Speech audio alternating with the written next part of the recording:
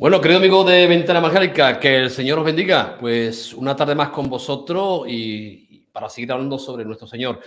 Y bueno, la semana pasada estuvimos con el pastor José Temblador hablando sobre ese Domingo de Ramos, en el cual vimos cosas muy interesantes y quedamos a la espera, ¿no?, de hablar sobre la pasión y la crucifixión de nuestro Señor. Un tema muy amplio, un tema donde hay muchísimas cosas que hablar, que comunicar, que expresarnos. Pero bueno, dentro del tiempo que tenemos, tengo también una vez más al pastor José Temblador con un servidor y al pastor Juan Antonio Moreno, también pastor, él precisamente de la iglesia Torrefuerte de aquí de Jerez y el pastor Temblador de la iglesia Monte de Dios en Ubrique. Vamos a hablar con ellos, vamos a darle antes que nada la bienvenida para que tener esta entrevista con ellos. Muy buenas, mis queridos hermanos. Dios os bendiga. Buenas tardes a los dos. Igualmente. Buenas tardes, Antonio. Nada, daros las gracias, ¿no?, por vuestro tiempo, por estar aquí con un servidor y bueno, sabemos de que tenemos tarea por delante, tenemos mucho que hablar, ¿no? Yo sé que hay muchos hermanos que quieren que hablemos, que comentemos sobre la pasión y la resurrección de nuestro Señor Jesucristo. Y bueno, vamos a entrar en el Evangelio, vamos a entrar en la palabra, porque yo creo que es la palabra, evidentemente, la que nos va a traer la luz a la pasión y a la muerte de nuestro Señor Jesucristo. ¿No es así, mi hermano? Así es, la palabra de Dios, que como sabemos es viva, es eficaz, es palabra santa, es la que mejor define, la que define con total claridad lo que nuestro Señor sufrió por nosotros, ¿no? En ese tiempo, en esa semana que pronto vamos a celebrar aquí, pero que es una semana fundamental para la vida del ser humano, ¿no? La entrega, la pasión, la crucifixión y lógicamente la resurrección de nuestro Señor, ¿no? Pero es la palabra, lógicamente, la que nos guía, la que nos lleva y en la cual pues estamos estudiando y cada vez aprendiendo más cosas, ¿no? Porque nunca se termina de aprender de la palabra de Dios. Amén, amén. Amén. Pepe, ¿tú qué me comentas al respecto, en relación, evidentemente, ¿no?, a lo que estamos comentando? Pues Antonio, pues como tú bien has dicho, tenemos tarea por delante, es una semana bastante apasionada, valga la redundancia, y la verdad es que sería casi imposible resumirlo en una hora. En una hora estos 3 días tan cruciales de el maltrato físico y psíquico que sufrió nuestro Señor y también hasta llegar a la cruz. Pero quiero decir esta tarde que doy gracias al Señor que, bueno, la semana pasada pues estuve aquí contigo y estuvimos hablando de ese día donde Jesús tuvo que tomar la decisión y tenía que estar también mi hermano Juan Antonio. No pudo estar por enfermedad, pero esta tarde está aquí y, bueno, yo me siento bien de que podamos tratar este tema entre los dos porque es un tema, como bien se ha dicho, bastante amplio, pero también es apasionante para aquellos los que amamos al Señor y su obra. ¿Verdad que sí, Juan Antonio? Así es. Así que creo que estoy de acuerdo con lo que vosotros dos habéis dicho, y que el tema es que tenemos una guía que se llama Palabra de Dios, y no solamente el Nuevo Testamento, donde se habla de nuestro Señor Jesucristo de una manera específica, sino que todo el Antiguo y todo el Nuevo apunta hacia Él. Así es. Y apunta no solamente hacia Él, sino apunta hasta esta semana crucial. Semana crucial, que creo que si bien desde el domingo hasta el miércoles, sucedieron muchas cosas, sí comienza ya a cobrar un interés especial a partir del jueves. Pero antes de llegar al jueves, a mí me gustaría subrayar unos versículos del Antiguo Testamento donde quizá nos sitúe un poquito más en estos 3 días. Y el profeta Isaías dice, entre muchas cosas, dice el profeta Isaías en Isaías capítulo 50, versículo 12, dice esto tremendo, que luego se llevó a cabo, y lo veremos más adelante, con la ayuda del Señor en la palabra. Dice en el capítulo 50 de Isaías, en el versículo 6, dice el Señor, di mi cuerpo a los heridores. Di mi cuerpo. Él se ofreció. Di mi cuerpo a los heridores y mi mejilla a los que me mesaban la barba. O sea, los que le arrancaban, los que le pegaban tirones a la barba. La barba. Y no escondí mi rostro de injuria ni de disputo. tremendo, ¿no? Tremendo. El mismo capítulo donde mismo estamos de Isaías, en el capítulo 52, versículo 14, pues subraya de esta manera, dice así: ¿Cómo se asombraron de ti mucho de tal manera fue desfigurado de los hombres su parecer y su hermosura más que los hijos de los hombres? O sea, de tal manera fue desfigurado que su parecer... Y esto está apuntando ya a nuestro Señor Jesús. Pero en ese mismo capítulo, le voy a dar lectura y luego Juan Antonio, pues tú comenta. Pero en ese mismo, un capítulo más adelante, en el capítulo 53, pues ahí ya nos tenemos que inclinar y decir: Señor, gracias, porque dice el versículo, ¿quién ha creído a nuestro anuncio? ¿Y sobre quién se ha manifestado el brazo de Jehová?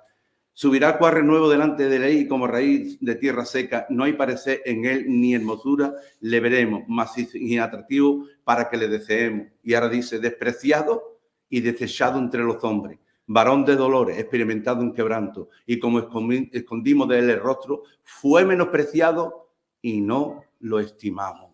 Y sigue diciendo: ciertamente llevó él nuestras enfermedades y sufrió nuestros dolores, y nosotros le tuvimos por azotado, por herido de Dios y abatido. Mas él herido fue por nuestras rebeliones, molido por nuestros pecados, y el castigo de nuestra paz fue sobre él, y por su llaga fuimos nosotros curados. Todos nosotros nos descarriamos como ovejas, cada cual se apartó por su camino, mas Jehová cargó sobre él el pecado de todos nosotros. Angustiado él y afligido, no abrió su boca. Como cordero fue llevado al matadero, y como oveja delante de sus trasquiladores enmudeció y no abrió su boca. Por cárcel y por juicio fue quitado, y su generación, ¿quién la contará? Porque fue cortado de la tierra de los vivientes, y por la rebelión de mi pueblo fue herido. Esto nos sitúa ahora a lo que vamos a tratar.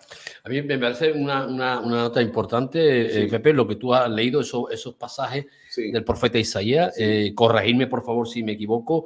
Estamos hablando de profecía de 700 años antes. 750 años aproximados. Antes. La que estamos hablando de profecía 750 años antes, y profecías claras y concretas en relación a la persona de nuestro Señor Jesucristo. Con unos detalles tremendos, ¿verdad, Juan Antonio? Detalles. Y hay que ver y reconocer y darle gracias a Dios, porque todo el sacrificio de nuestro Señor fue voluntario. Exacto. A él nadie le obligó a hacer eso. Exacto. Él lo hizo por amor, porque el Padre sabía que si no enviaba a su Hijo para que pagara por nosotros nuestros pecados pasados, nuestros pecados presentes y nuestros pecados futuros, no tendríamos ninguna oportunidad de salvación. Entonces, Él hace todo eso, sufre el desprecio, como acabamos de oír muy bien en Isaías capítulo 53, el desprecio, el abandono. Fue como cordero al matadero, pero de una manera voluntaria. Y ahí se ve, lógicamente, el amor que nos tiene nuestro Señor. Amén, gloria a Dios. Me parece a mí que hablando, ¿no? Para entrar un poquito en viendo el cumplimiento de la profecía, yo creo que cuando comienza verdaderamente el sufrimiento, ¿no? Ya el Señor sabía claramente lo que iba a acontecer, ¿no? Pero es después, ¿no? Es después de que se toma la Pascua y se instituye el nuevo pacto que el Señor hace, ¿no? Cuando llevan al monte Getsemaní, ¿no? Y ahí acontece cosas importantes, ¿no? Ahí podemos decir que comienza lo que es el verdadero sufrimiento del Señor. Sí. Sí, Juan Antonio, tú. Sí, cierto. Ya en la propia cena, parece ser que es la tercera Pascua que él vive con sus discípulos, pero esta era un poco distinta, ¿no? Porque ya ahí se estaba palpando un poco lo que venía a continuación, ¿no? Él lo había dicho con anterioridad, muchos de los discípulos estaban ajenos, pero ahí en la cena ya él declara con toda claridad que él tiene que sufrir, tiene que morir en la cruz, y los discípulos lo oyen, ¿no? Y viene una especie de turbación a ellos, ¿no? Y hay una frase muy importante y fundamental, ¿no? Cuando él le dice: no os turbéis. Si creéis en Dios, creéis también en mí. Y luego dice esa frase que está grabada en nuestros corazones: yo soy el camino, la verdad y la vida. Nadie viene al Padre si no es a través de mí, ¿no? Esas palabras que han quedado grabadas, que están escritas en la palabra de Dios, en el Evangelio de Juan, y que es la frase, una de las frases importantísimas para que las personas entiendan y los que nos están escuchando entiendan que el amor de Jesús va mucho más allá de lo que nosotros nos podemos imaginar y que Él es el auténtico camino, la única verdad y la vida eterna para todo aquel que se acerca a Él, ¿no? Pero es cierto que ya en la cena está ocurriendo eso. Los principales sacerdotes, los escribas y todas aquellas personas que estaban en su contra ya habían planeado asesinarle, ya habían planeado matarle y además hacerlo a escondidas, ¿no? La sorpresa de ellos es que un día se les presenta a Judas, ¿no? Y se ofrece para traicionar al maestro. Y es allí donde tú decías, en el huerto, donde se consuma la traición, al acercarse a él, darle un beso y mostrar quién era el Señor. Y allí lo prenden y luego ya viene pues lo que vamos a tratar ahora. Claro, claro. Cuando hablamos de ese huerto, ¿no? En ese huerto acontecieron cosas muy fuertes, ¿no? Porque yo cuando creo, aparte del sufrimiento del Señor de sufrir, evidentemente, ese maltrato físico que fue atroz, el sufrimiento del Señor también emocional, psicológico, mental, como hombre, evidentemente, ¿no?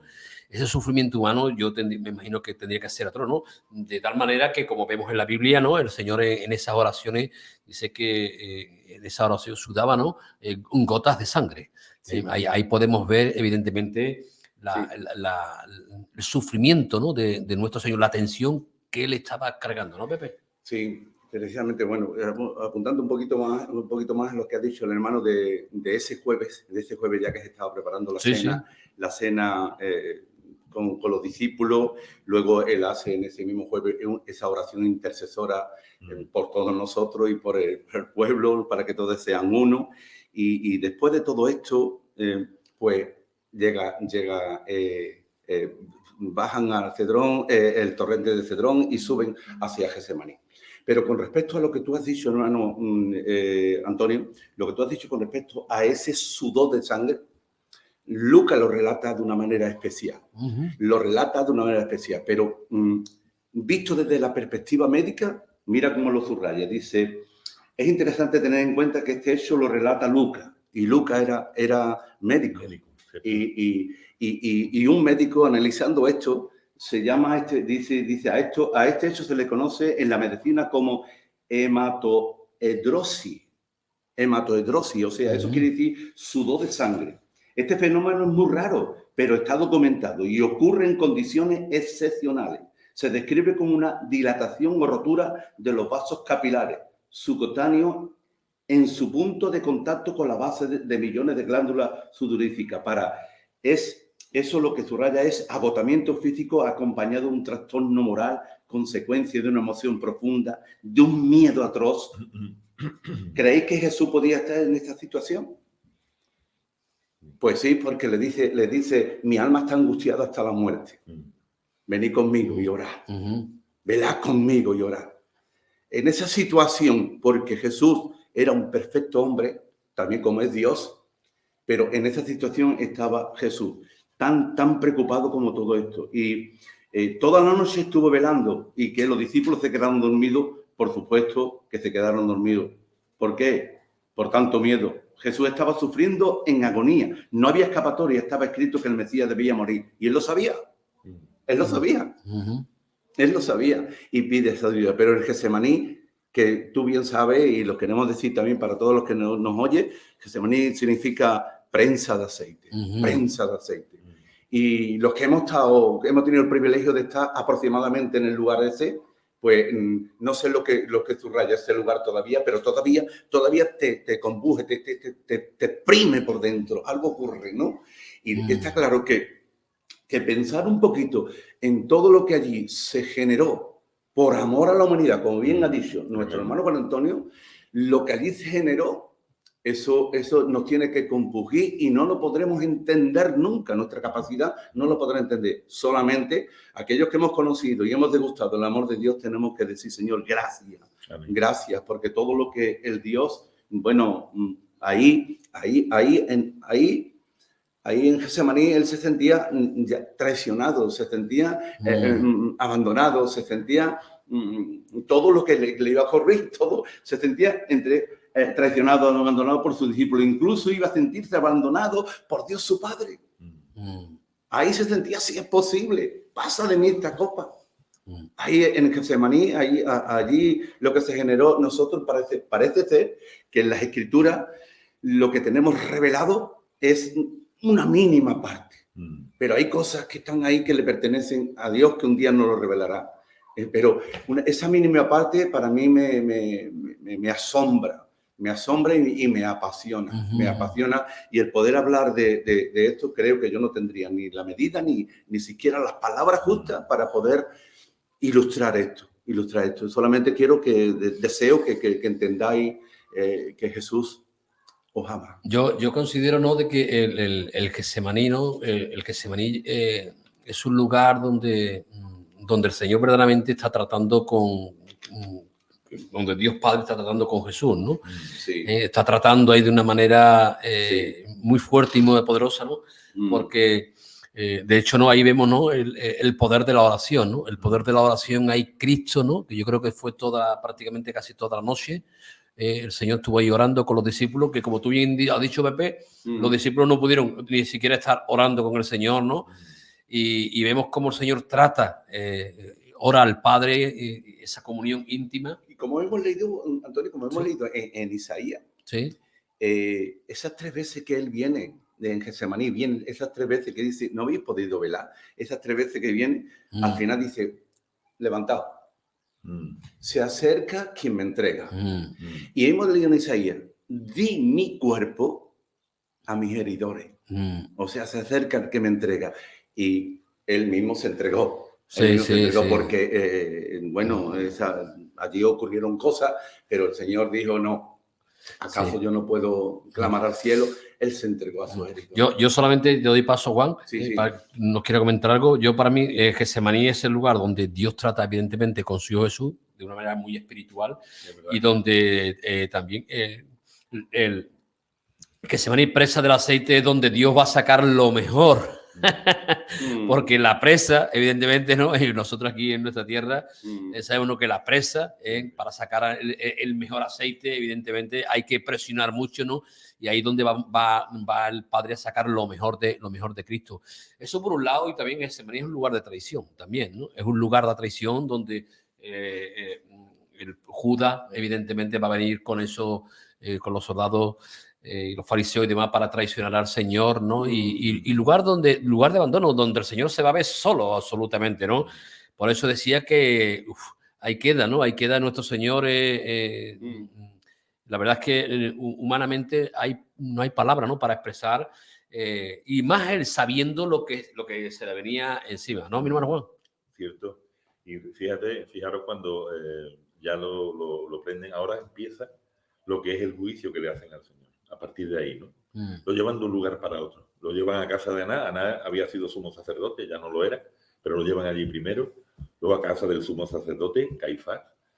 Luego lo llevan a Pilato. Pilato lo interroga y lo devuelve a Herodes. Herodes lo vuelve a Pilato. Todo ese tiempo de sufrimiento, fueron varias horas. Allí le pegan, lo insultan al Señor. Y además se saltan todas las normas que había para los juicios en Israel. No se podía hacer un juicio en una celebración. Y aquello era la Pascua. No se podía hacer un juicio de noche. Claro. Y a él lo juzgaron de noche. Cuando a un reo lo condenaban a muerte, tenía que estar al mínimo una noche en la celda y al día siguiente por la mañana. Pero él fueron horas lo que duró después de la condena de Poncio Pilato, ¿no? Ese sufrimiento de verse despreciado por su propio pueblo, el sumo sacerdote, el Sanedrín, todas aquellas personas, hebreos, que lógicamente Juan dice que a los suyos vino y los suyos no le recibieron, ¿verdad? No le recibieron, no le reconocieron. Intentaron eliminarlo, de hecho lo hicieron. Pero él seguía en su trabajo, en su misión. Fijaros, recordad lo que dice Filipenses capítulo 2, Filipenses 2, del 5 al 8, ¿no? Cuando dice el apóstol Pablo a los filipenses, haya pues en vosotros el mismo sentir que hubo en Cristo Jesús, el cual, siendo en forma de Dios, dice la palabra, no estimó el ser igual a Dios como algo que acogerse. Que ahí se podía haber acogido. Claro, lógicamente, sino que se despoja a sí mismo. Claro. A sí mismo, él mismo, ¿no? Y toma forma de siervo, hecho semejante a los hombres. Y en esa condición de hombre, dice que fue obediente hasta la muerte y muerte de cruz. Sabemos que él tenía la doble naturaleza, ¿no? Divina y humana, ¿no? pero yo no sé hasta dónde puede un humano aguantar, teniendo poder para no hacerlo, ¿verdad? Aguantar los insultos, la bofetada que daban por detrás, llevarlo a un sitio, llevarlo al otro. Y eso sí que tuvo que ser un sufrimiento. Lo decía tú antes, se sintió solo. Es que ni los discípulos. Porque claro, en un principio, en el huerto, Pedro, que era un poco arrojado y fue y lo defendió, pero luego lo estaba negando inmediatamente. Lo estaba negando. Y ahí el sufrimiento de sentirse solo por sus amigos que conocía, pues también tuvo que ser grande, ¿no? A mí me llama también la atención, ¿no? El hecho de, ahora de paso, Pepe, el hecho de Pedro, ¿no? Porque Pedro no entendía, evidentemente, que la lucha, porque Pedro ahí en el huerto, cuando van a detener al Señor, le corta la oreja a Malco, sacerdote Malco. Y precisamente no entendía que aquello no era una lucha carnal, sino que aquello verdaderamente era una lucha espiritual. Claro, claro. Ahí el propio Pedro, ¿no? Y ya como el Señor le contesta, ¿no? Y evidentemente, ¿no? Y es lo que impresionante, ¿no? Pepe, tú ibas a comentar algo. Sí, tenía con lo que respecto a lo que tú acabas de decir, tenía una pasión especial por Jesús en cuanto a su persona, ¿no? También. Y después de la crucifixión de Jesús fue cuando entendió realmente todo eso. Pero quería puntualizar algo en cuanto a este tema que estamos tratando. Yo no sé si te está ocurriendo, mi hermano Juan Antonio, pero a mí me está ocurriendo. Yo no puedo tratar este tema sin sentir una solemnidad. Claro. Algo a mí me se escapa ahora mismo. Es que no, una solemnidad que me estremece por dentro, porque no soy capaz ni siquiera de ilustrar la mínima parte de todo esto. Una solemnidad en la que me están volviendo ahora que yo es tremendo, ¿no? Es tremendo, porque ese Getsemaní, esa noche donde él sabía todo lo que se le venía encima, lo que dentro ha dicho, esa negación de su propia deidad, ese despojo, sabiendo que él era la verdad, que tenía el poder, que tenía todo, y además seguir adelante, pero eso era el principio, como tú habías dicho, y luego tú por una marioneta para acá y para allá y para acá, y todo lo que le hicieron y todo lo demás y todas esas cosas.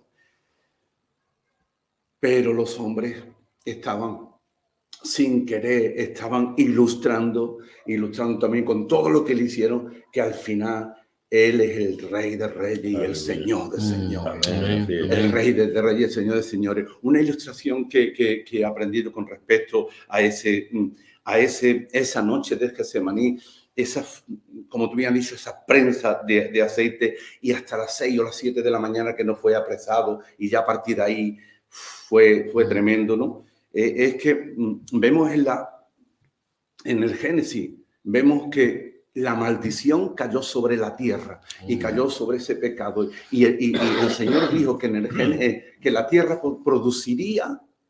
produciría espino. Y esa ilustración la he descubierto de una manera por un mensaje que me mandó un hermano de la ilustración, que la maldición sobre la tierra produciría espino. Y Mateo 27, versículo 29, dice que a Jesús le pusieron una corona de espina en su cabeza. Cristo llevó nuestra maldición y esa maldición se convirtió sobre su cabeza la corona. Y quiero ilustrar eso porque investigando esto, dice que la crucifixión, la cruz y todo el castigo que rodeaba, o sea, la crucifixión, el castigo, todo para acá, para allá, todo era común, era normal. Era normal. Los romanos habían heredado la crucifixión de otra otra cultura, y todo eso era común, el maltrato, la cruz, todo. Pero lo que no era común era ponerle un rey una corona. Eso no era común. No era común ni ponerle a uno que se iba a hacer crucificado, ni tampoco un manto, ni tampoco ponerle una caña. Nada, eso no era común, y mucho menos que se arrodillaran ante él. Todo eso era burla. Efectivamente. Pero sin darse cuenta, estaban declarando, y luego cuando lo llevan a la cruz, pues le ponen el letrero arriba.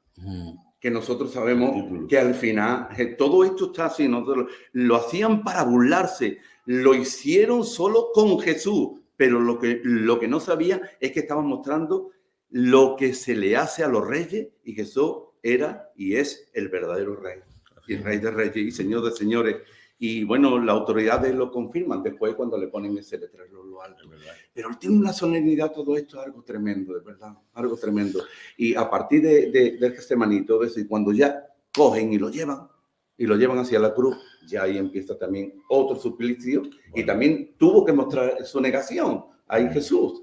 Y lo dejó. Perdón, no hay problema. Pero también otro detalle, investigando que todo esto, que Simón de Sirene, que lo obligaron a llevar a la cruz,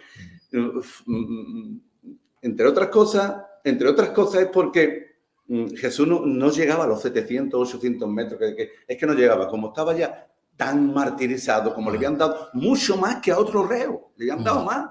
Mucho más, según la historia, mucho más le habían dado cotorreo. Pues no llegaba. Claro, el pretorio, el jefe de la guardia, el cinturón, si no llegaba, él pagaba lo mismo que estaba condenado. Porque hace el primero que coge, le lleva la escritura. Pero también se estaba cumpliendo las escrituras. Es que es tremendo con nuestro Señor, de verdad, en este sentido. Pero este detalle de la corona que lleva la maldición sobre él pagó por nuestra falta. Y todo por amor. Y nos quedamos cortísimos para decir todo lo que él tuvo que mostrar. Sí. Es que imaginaros la escena, ¿no? Jesús tenía 33 años. Sí, era un hombre fuerte. Un hombre fuerte porque andando siempre, una dieta mediterránea en aquella época. En fin, un hombre fuerte, bastante fuerte, ¿no? En este sentido. Sí. No podía con la cruz. Después de haberla azotado, no sabemos, la Biblia no dice cuántos azotes, ¿no? Según los judíos eran 39 azotes, pero no se sabe, porque eran los romanos los que la azotaron y posiblemente fueron más. Pero imaginaros la escena. Sobre las 9 de la mañana, Jerusalén estaba en fiesta. Estábamos hablando de que era la Pascua. Allí se triplicaba el número de habitantes, o más incluso. Venían de todos los lugares. Era una ciudad en fiesta. Y esa ciudad en fiesta, a las 9 de la mañana, pues un cortejo, que es verdad que no fue el primer cortejo que iba hacia la muerte, que eso lo hacían constantemente los romanos, ¿no?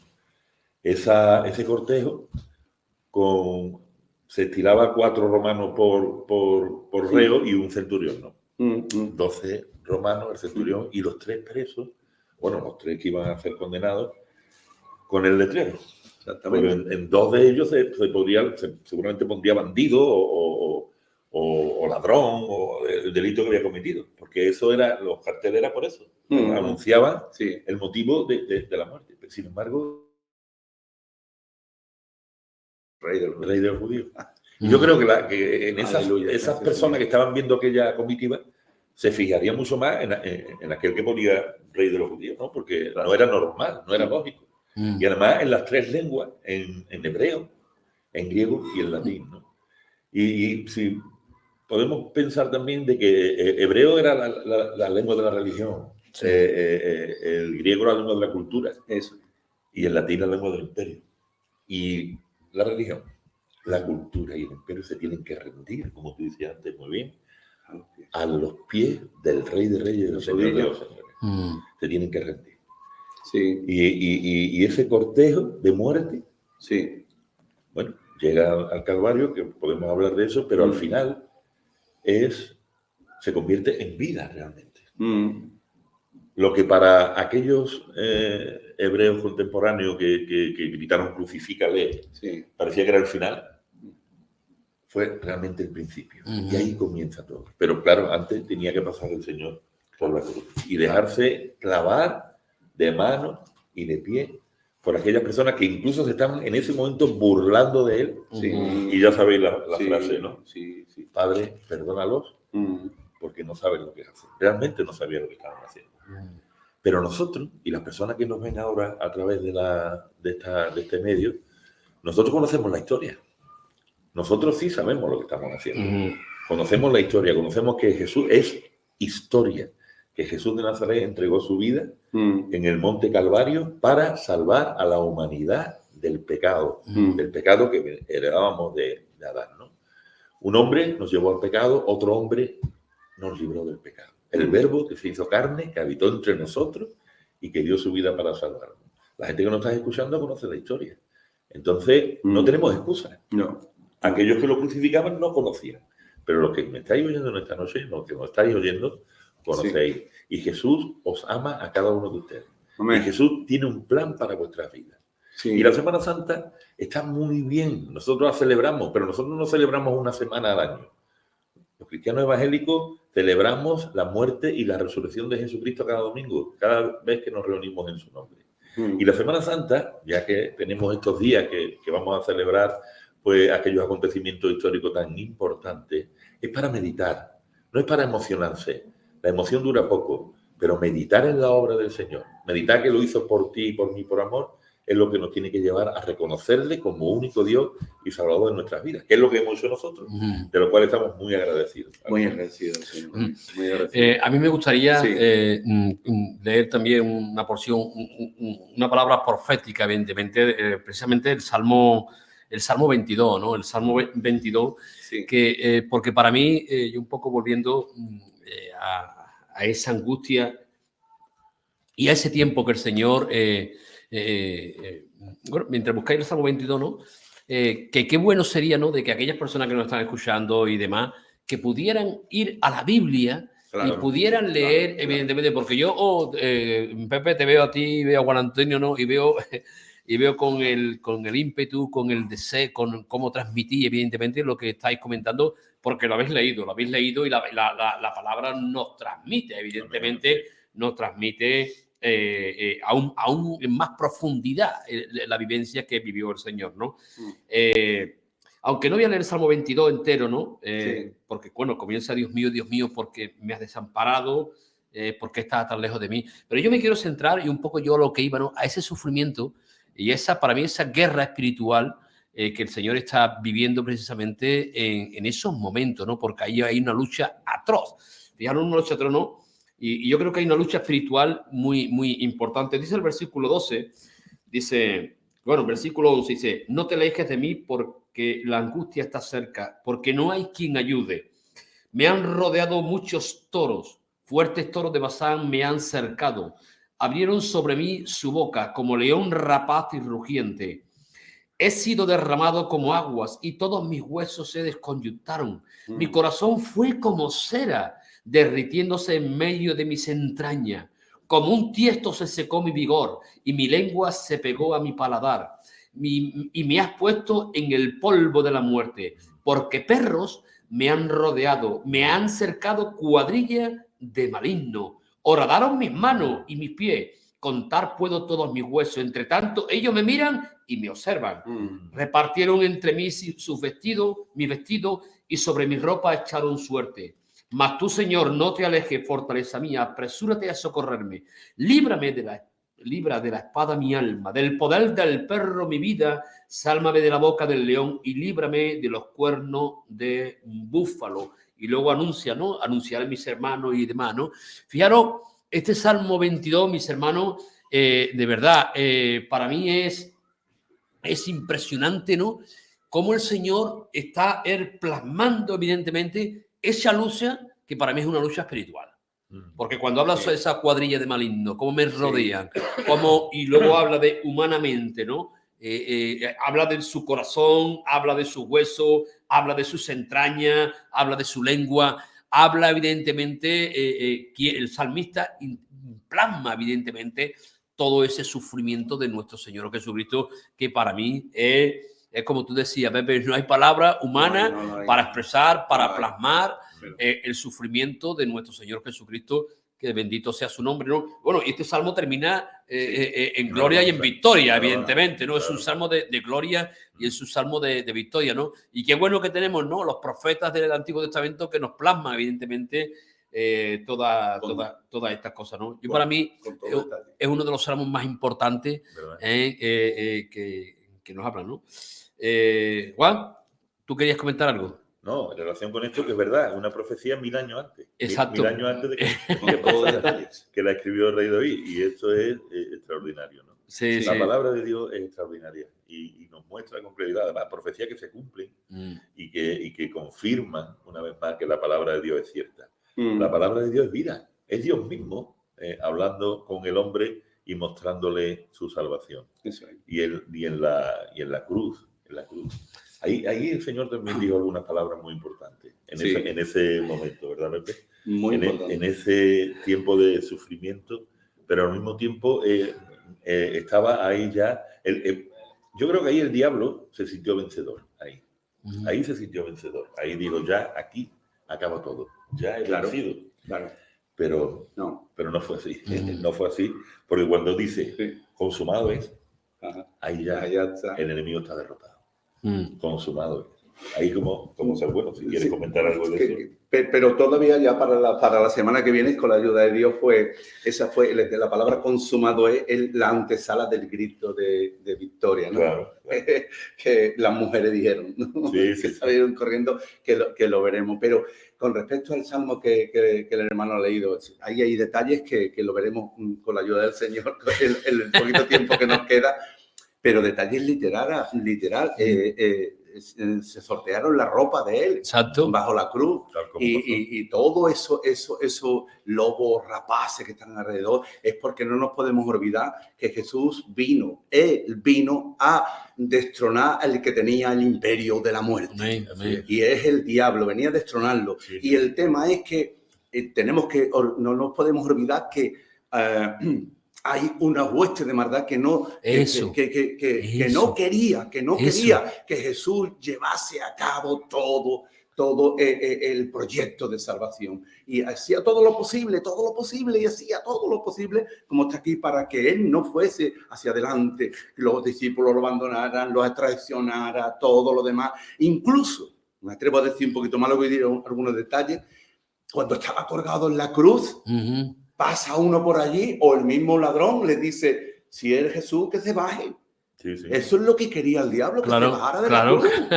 Claro que sí. Que se bajara de la cruz, pero no. Él tenía que cumplir hasta el final la redención en la cruz del Calvario. Tenía que cumplir. Y bueno, en Getsemaní, por la mañana, a las 7, como he dicho, lo arrestaron y luego pues se lo llevaron a crucificarlo, y lo crucificaron sobre las 3 de la tarde aproximadamente. Sí, a la hora novena, exactamente. A las 9 de la mañana.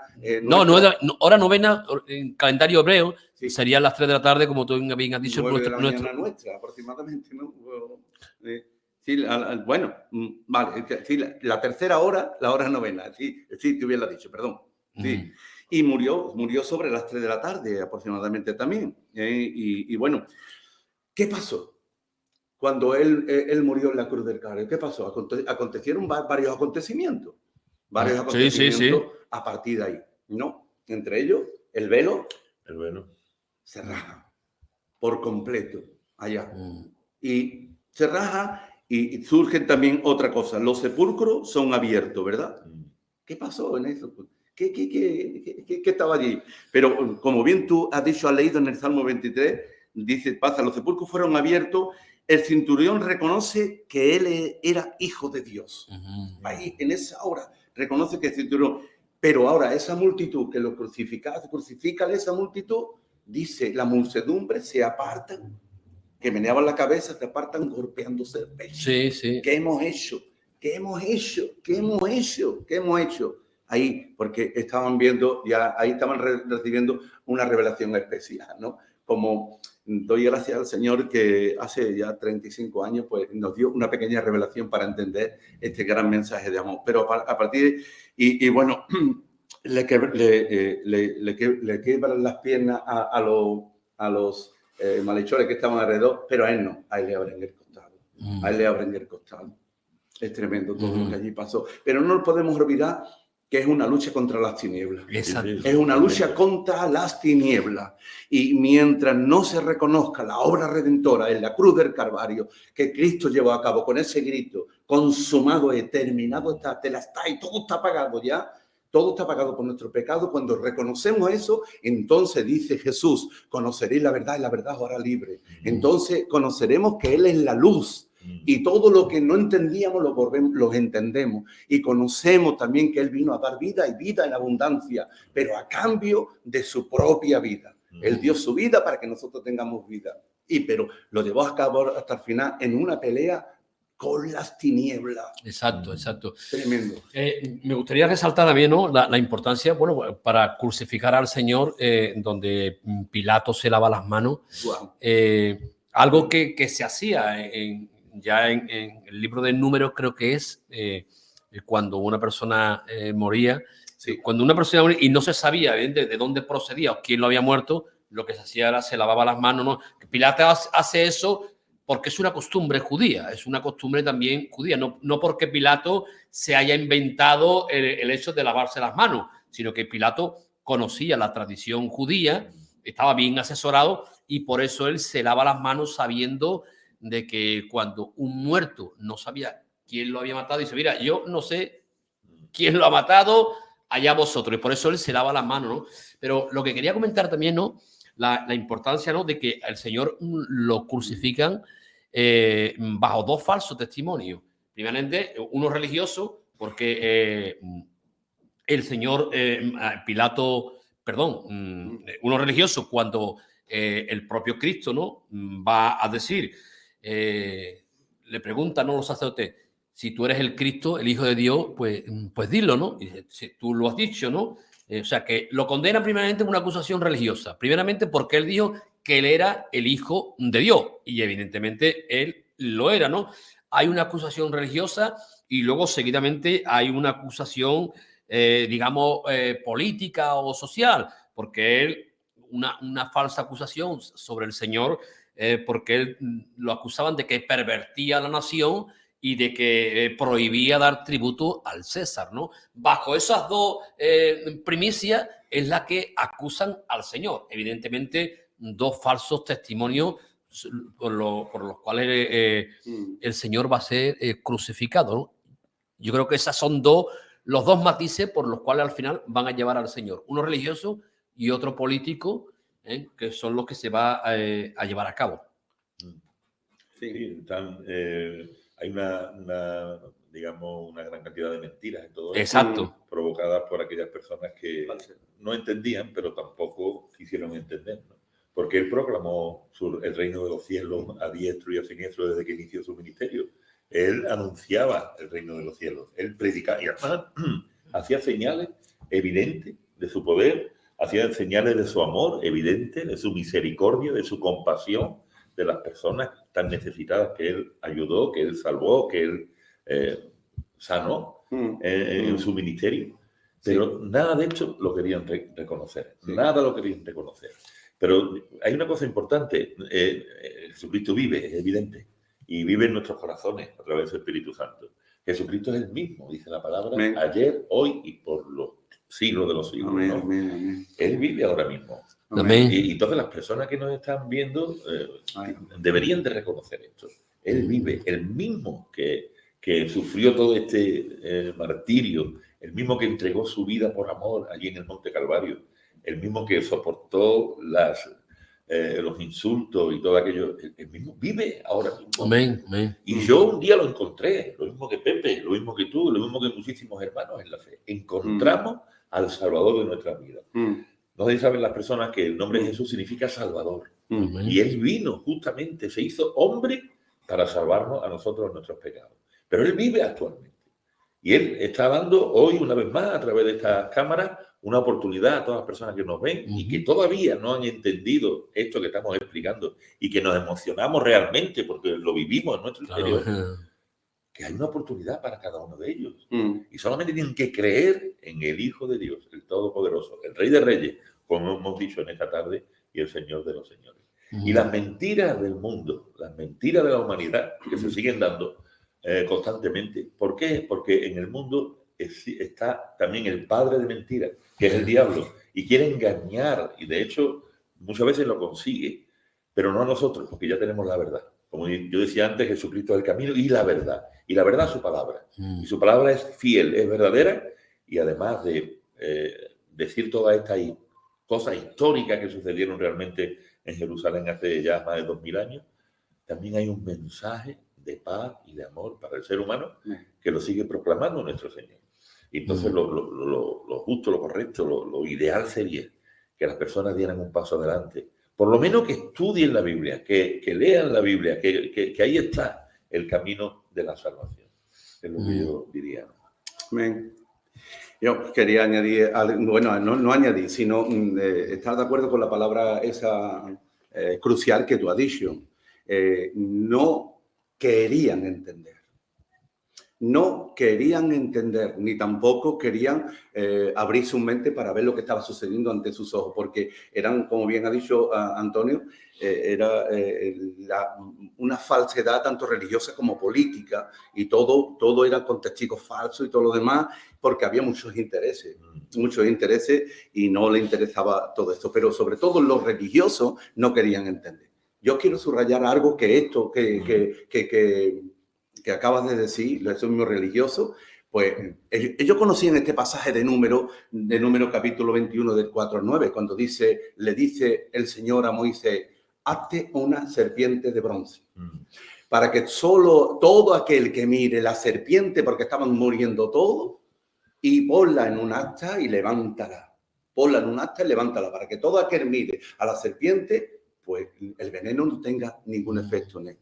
Y ahora el Evangelio de San Juan, pues nos dice esto. Dice el Señor por medio del apóstol Juan, como Moisés levantó la serpiente en el desierto, así es necesario que el Hijo del Hombre sea levantado para todo aquel que en él crea no se pierda, mas tenga vida eterna. Así de sencillo y difícil para asimilar para el ser humano. Pero es solamente creer solamente y creer voluntariamente.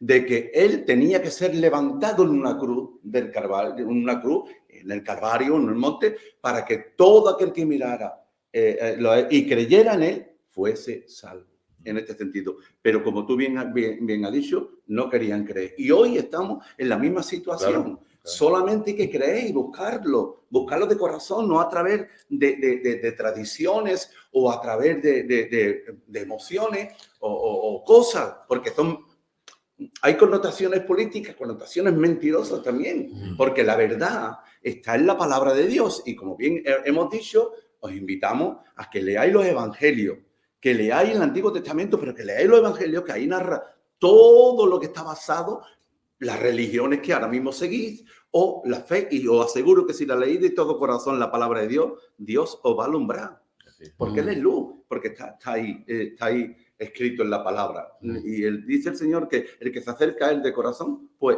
Él le aclara todas las cosas, porque Él es luz. Él es luz. Y por lo tanto, el tema es querer buscarlo y querer entender esto. Pero sí, que Él tuvo que sufrir mucho y pasar mucho por nosotros, sí. Para mí es importante recordar, ¿no? en todo este sufrimiento de Cristo, y tenemos que ver este sufrimiento a nuestro Señor, evidentemente, como es el Cordero Pascual. El sufrimiento como Cordero Pascual, porque el Cordero, evidentemente, el Cordero tenía que morir, el Cordero tenía que ser inmolado, el Cordero tenía que ser sacrificado y el Cordero tenía que derramar su sangre. Exactamente. Y como bien estáis comentando, todo ello por amor. Todo ello por amor, porque sin derramamiento de sangre no hay perdón de pecado, como así lo demanda evidentemente la ley judía, ¿no? Y yo me quiero también quedar, ¿no? Porque ya nos quedan ya también 10 minutillos, quedarnos también, yo me quiero quedar de que todo ese sufrimiento es el que el Señor pagó por cada uno de nosotros. Él murió en nuestro lugar, evidentemente, Él murió en nuestro lugar, y para darnos la vida y la vida eterna. Bendito sea su nombre, ¿no? Ese Cordero, ¿no? Que fue llevado al matadero, que no abrió su boca, como la profecía lo dice, ¿no? Y sufrió hasta lo sumo, evidentemente, ¿no? Sufrió hasta lo sumo porque él tenía también claro que el grano de trigo tenía que caer en tierra, como ya hablaremos, tenía que caer en tierra para dar fruto, ¿no? Y fruto en abundancia, ¿no? Por lo tanto, el Señor no fue a la cruz así al azar, sino él estaba plenamente convencido de lo que estaba haciendo, de lo que estaba realizando, ¿no? Y yo creo que tenemos más que motivo suficiente para proclamar estas verdades, ¿no? De verdad, yo creo que animaría, ¿no? Yo animaría a todas las personas, a los creyentes, que leyeran tanto el Evangelio de Mateo, Marcos, Lucas y Juan, porque van a ver todas estas verdades que nosotros la estamos transmitiendo porque la hemos leído, no porque nosotros no haya sido una revelación, sino porque no ha venido a nuestra vida, ¿no? Y que pregunten. Si hay algo que no entienda, que pregunten. Yo os animo a que preguntéis y no os quedéis con la duda. porque si preguntáis, Dios se os va a mostrar. Mira, yo quisiera compartir dos cosas, creo que ya se nos va Tenemos 10 minutos, 10 minutos tenemos. 10 minutitos, compartir dos cosas y luego dejo a mi hermano. Pero voy a leer el pasaje de Lucas, donde dice, en el capítulo 23, versículos del 32 al 43, vamos, esos 10 versículos donde dice, cuando llevaban a Jesús a la cruz, dice que llevaban también con él a otros 2 que eran malhechores para ser muertos. Llevaban 2.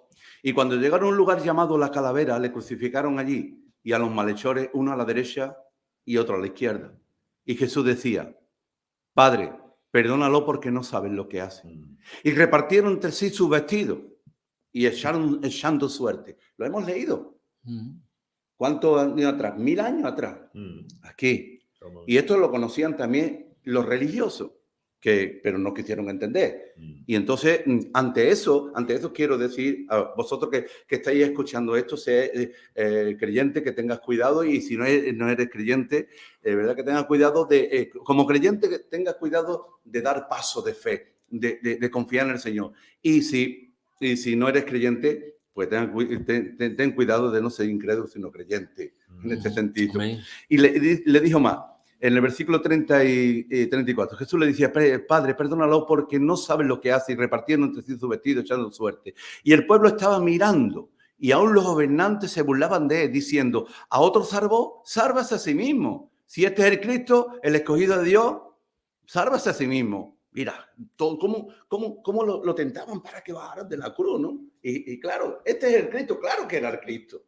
Claro, lo demostró, como lo hablaremos la semana que viene, todo esto. Claro que era el Cristo, y es el Cristo, bendito.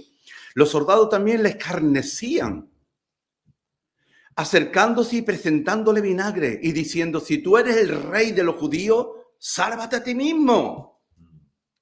Había también sobre un título escrito con letras griega, latina y hebrea, lo que tú bien has dicho. Este es el rey de los judíos. Y le dijo, y uno de los malhechores que estaban colgados le injuriaba diciendo, si tú eres el Cristo, sálvate a ti mismo y a nosotros. Uno de los malhechores.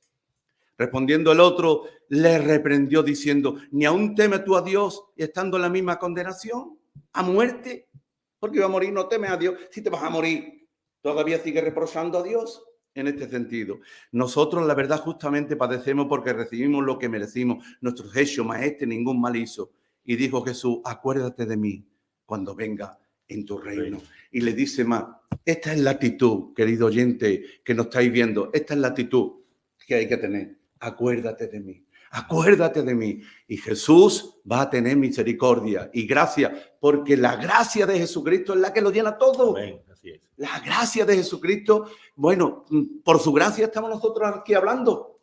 Por su gracia estamos mostrando. Dice el versículo 43. Entonces Jesús le dijo, de cierto te digo, que hoy estarás conmigo en el paraíso. Hoy estarás conmigo en el paraíso. Yo quiero subrayar ahí dos cosas. En ese mismo momento estaban sacrificando los judíos corderos, como tú bien has dicho. Estaban ofreciendo corderos por los pecados. Estaban ofreciendo. Exacto. Y Dios en su gloria y su amor entrega a su Hijo, el Cordero de Dios, que quita el pecado del mundo. Es tremendo. Él estaba ofreciendo su propio Cordero. Es que es tremendo. Él lo estaba ahí y ahora lo sacrificaba el Cordero Pascual. Dios sacrificaba su propio Cordero. Pero el tema es que estaba el Cordero en una cruz. Y lo que quería apuntar es que estaba en una cruz, pero había 2 cruces más. Sí. Y estas 2 cruces apuntan a la humanidad. Una humanidad que se arrepiente y otra que no se arrepiente. Exacto. Qué bien. Una que no se arrepiente y otra que se arrepiente. Este es el estado de la humanidad. La pregunta es, a ti que me estás viendo y lo que estamos, ¿de qué parte estás? ¿De la humanidad que te arrepiente, el que se arrepiente de sus pecados recibe la salvación, o de la humanidad que no se arrepiente porque no quiere entender? Ese es el tema. La semana de pasión nos muestra esto, el amor en la cruz del Calvario. Y hay un poema de Loyola que habla de nuestro Señor Jesús, que es tremendo, del nombre de Jesús. Si me permite, lo leo. Claro. Y paso, porque, no sé, ¿tú te acuerdas de Loyola? Ábreme. Sí. Ábreme. Sí. Bueno. Tu nombre, seguro sientes asco, ya de que escucha tu nombre. Lo has oído encabezando un grito de guerra fratricida, preparando un suicidio multitudinario. Tu nombre y la espada, tu nombre y la hoguera, tu nombre y los instrumentos de tortura, tu nombre y la Inquisición, tu nombre y la reforma, tu nombre y la contrarreforma, tu nombre y la fiesta, tu nombre y la sangre, tu nombre y una campaña sectaria, tu nombre y 1000 traidores que se apellidan con él. Tu nombre para acuñar dogmas, para abanderar líderes, para defender doctrina, para justificar herejías, para establecer ladrones, estará cansado del uso de tu nombre y seguro repitiendo porque me llamáis Señor, Señor y no hacéis lo que yo os digo. ¿Cómo podrás soportar tantos millones en los bancos adquiridos a cuenta de tu nombre? ¿Cómo aborrecerá los santos presupuestos con tu nombre incluido para negocio ajeno del reino de los cielos? No te predican a ti, sino que usan tu nombre para predicarse a sí mismos, para imponer sus ideas, para propagar sus credos, para defender sus intereses. Cuando estuviste aquí encarnado, denunciaste a los fariseos que esperaban un redentor, pero que al verte humilde y hombre no te reconocieron. Ahora, ¿qué nos diría de los modernos fariseos que llevan tu nombre, pero no tu carácter, que enseña de ti, pero no viven conforme a tu enseñanza, y que visten tu nombre, pero no de tu vida? Yo, que tiemblo de miedo al escribir este poema, te ruego de corazón y a sola que tenga compasión de esta raza caída por amor de tu nombre, Jesús. Amén. Amén, amén, gloria a Dios. Juan, unas últimas palabras que también tú quieras comentarnos. Precioso poema, ¿eh, Pepe? Maravilloso. Lo yo las tremendo. Maravilloso. Maravilloso.